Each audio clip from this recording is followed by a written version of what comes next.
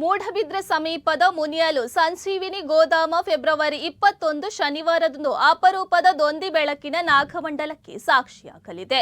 ಉದ್ಯಮಿ ಸ್ಪರ್ಧಾತ್ಮಕ ಕಾಲಘಟ್ಟದಲ್ಲಿ ನಾವೀನ್ಯತೆಯನ್ನು ಅಳವಡಿಸಿಕೊಳ್ಳುವ ಮೂಲಕ ಮೂಡಬಿದ್ರೆ ಎಂಬ ಗ್ರಾಮೀಣ ಪ್ರದೇಶದಿಂದ ತಮ್ಮ ಉದ್ಯಮಕ್ಕೆ ಜಾಗತಿಕ ಗುರುತಿಸುವಿಕೆಯನ್ನು ತಂದ ಡಾಕ್ಟರ್ ರಾಮಕೃಷ್ಣ ಆಚಾರ್ ಈ ವಿಶಿಷ್ಟ ಧಾರ್ಮಿಕ ಕಾರ್ಯಕ್ರಮವನ್ನು ಸಂಘಟಿಸಿದ್ದಾರೆ.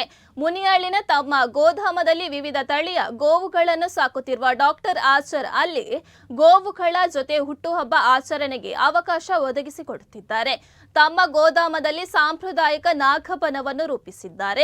ಇದು ಕಾಂಕ್ರೀಟ್ ನಾಗಬನಕ್ಕಿಂತ ಭಿನ್ನವಾಗಿದೆ. ಜೀವಂತ ನಾಗ ಓಡಾಡುವ ಸ್ಥಳವಾಗಿದೆ. ನಾಗಬನದ ಮೂಲಕ ಅವರು ಪರಿಸರ ಸಂರಕ್ಷಣೆ, ದೇಶೀಯ ಗೋವು ತಳಿಗಳ ರಕ್ಷಣೆಯನ್ನು ಮಾಡುತ್ತಿದ್ದಾರೆ. ಇಲ್ಲಿ ನಾಳೆ ದೊಂದಿ ಬೆಳಕಿನ ಶ್ರೀಮನ್ ನಾಗಮಂಡಲ ನಡೆಯಲಿದೆ.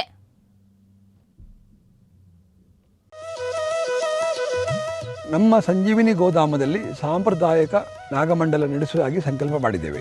ಇದೇ ಫೆಬ್ರವರಿ 19ರಿಂದ 21ರವರೆಗೆ ಕಾರ್ಯಕ್ರಮ ನಡೆಯಲಿದೆ. ವಿಶೇಷವಾಗಿ 20 ತಾರೀಕಿನಂದು ಕೃಷಿ ಕ್ಷೇತ್ರದ ಶ್ರೇಷ್ಠ ಸಾಧಕನಿಗೆ ರೈತಪೀಠ ಪ್ರಶಸ್ತಿ ಪ್ರದಾನ ಮಾಡಲಿದ್ದೇವೆ. 21ನೇ ತಾರೀಕಿನಂದು ದೊಂದಿ ಬೆಳಕಿನಲ್ಲಿ ನಾಗಮಂಡಲೋತ್ಸವ ನಡೆಯಲಿದೆ.